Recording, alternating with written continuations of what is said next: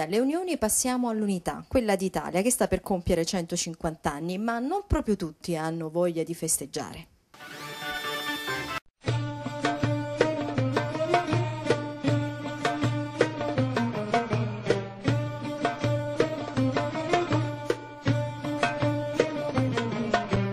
Ma la unità è quella sfera globale nella quale viene racchiusa, voglio dire, tutta la denuncia e la protesta del popolo del Sud. Noi siamo figli del sole e da neve, noi siamo cielo, noi siamo sti preti. Ma la unità è il risveglio delle coscienze di queste persone che piano piano riescono a rendersi conto di appartenere ad un popolo che era il popolo dei primati per eccellenza, mentre oggi è il popolo dei primati per decadenza. Una ragione corpa, un tempo lontano, che qui 100 anni ci bruci in mano. I nostri ragazzi hanno disperatamente bisogno di orgoglio, di dignità, di una storia da ritrovare anche partendo da Gaeta, così come abbiamo fatto oggi in una sala gremita fino a pochi minuti fa. Gaeta ci serve ai nostri ragazzi, così come serve quella storia dimenticata del Sud, di un Sud saccheggiato, colonizzato, massacrato nel 1861 e che nessuno ricorda quest'anno più che mai nell'anno delle celebrazioni dei 150 anni dell'Italia Unita. Noi non ci sentiamo separatisti, secessionisti, non vogliamo fare partitini del Sud o del Nord, noi vogliamo raccontare la verità storica, perché abbiamo il diritto di ritrovare la verità storica e con essa radici e orgoglio per il futuro del Sud. Il sindaco di Gaeta a priori deve credere in questo?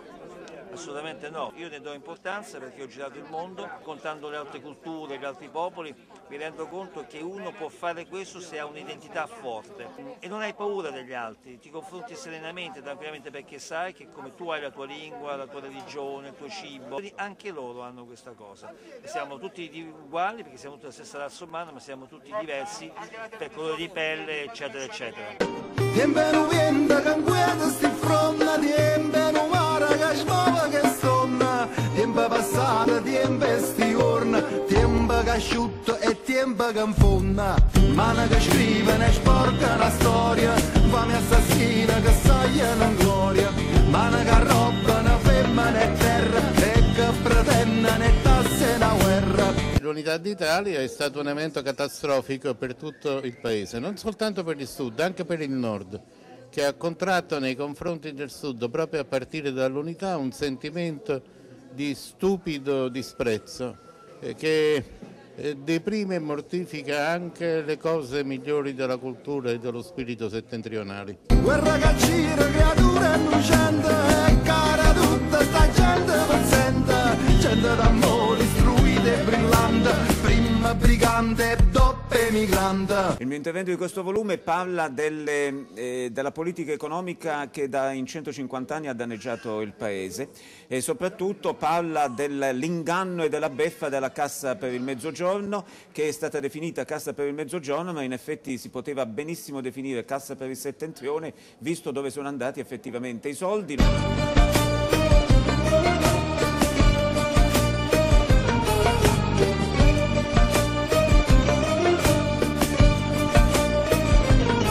È stata un'unificazione antigiuridica, antipopolare, antistorica, antitutto.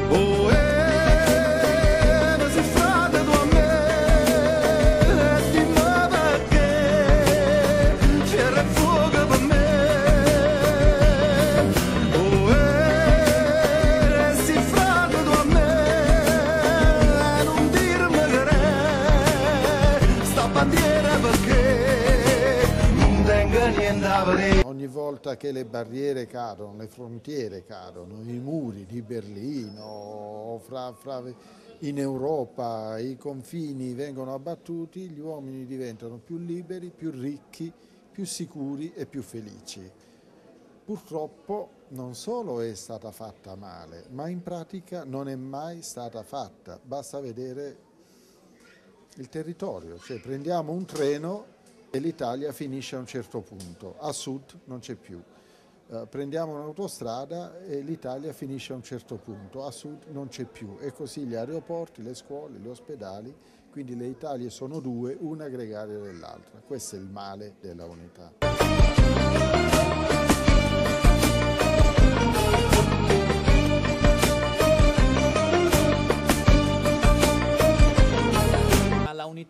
come titolo provocatorio, perché non credo che si metta in discussione oggi, 150 anni dopo, l'unità d'Italia.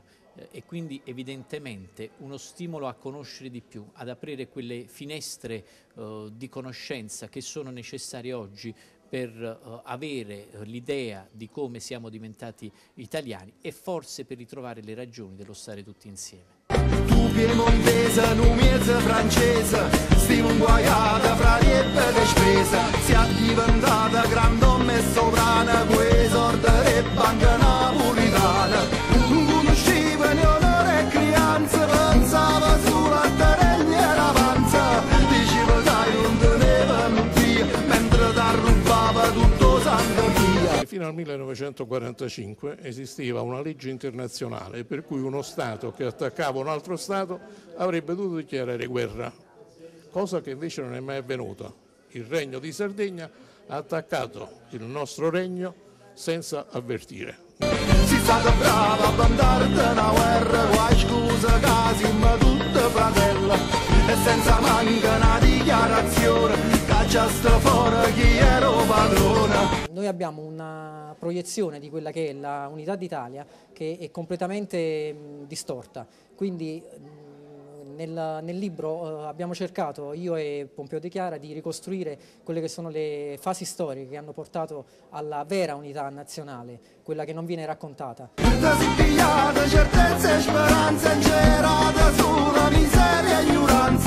Ma l'unità perché non è stata un'unità, noi siamo convinti che fu un'annessione dell'Italia al Piemonte, perché l'Italia eravamo noi, basta rovistare nella storia per accorgersene. Tant'è vero che il 17 marzo del 1861 fu proclamato il Regno d'Italia in lingua francese e Vittorio Emanuele II di Piemonte rimase Vittorio Emanuele II d'Italia, quindi questo dimostra che fu fatta un'annessione vera e propria, quindi un sopruso verso uno Stato libero e indipendente. Poi c'era stata una grande alzavorra, ranga di mafia, munnezza e camorra.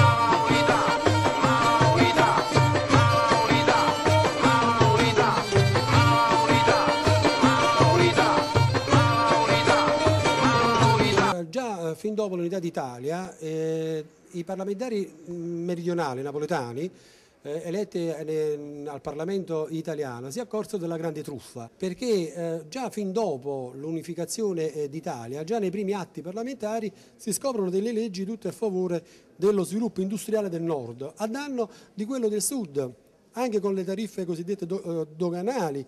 Abbiamo avuto una perdita del nostro mercato, soprattutto per i prodotti ortofrutticoli. Bombrini ebbe a dire in un suo intervento: noi dobbiamo fare in modo tale che a nessun meridionale sia data più la possibilità di fare intrapresa.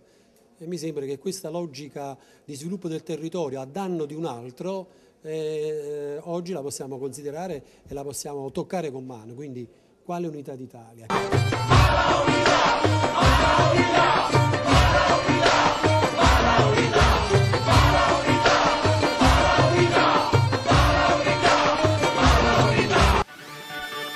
Gennaro Russo Spena, imprenditore, prima di essere un imprenditore di che si occupava? Agricoltore.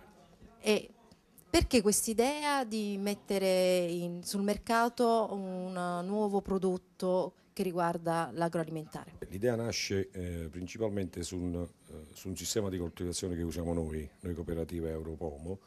I nostri soci usano un sistema di coltivazione a lotta integrata, un sistema di coltivazione con pochi trattamenti, sia trattamenti anticrittocramici che trattamenti velenosi. Quindi noi non usiamo un medicinale diciamo uniforme che uccide un po' tutti, ma specificamente uccidiamo il parassita che può dare danno alla coltura e non quello che invece è importante per la coltura, sia del pomodoro che di altri ortaggi. Quanti siete nella cooperativa? Siamo 30 persone, 30 soci, 30 agricoltori che tengono a far sì che sia un prodotto del posto, diciamo, un prodotto del sud. Ecco, del sud quali sono le regioni coinvolte? Noi siamo coinvolti in Campania, Molise e Puglia, le 3 regioni principali dove produciamo pomodoro prettamente per l'industria. Con questo è tutto, vi ricordo che come sempre che potete rivederci tutte le volte che volete, ovunque voi siate, su www.kl.net, dove potete trovare in qualsiasi momento anche altre notizie speciali.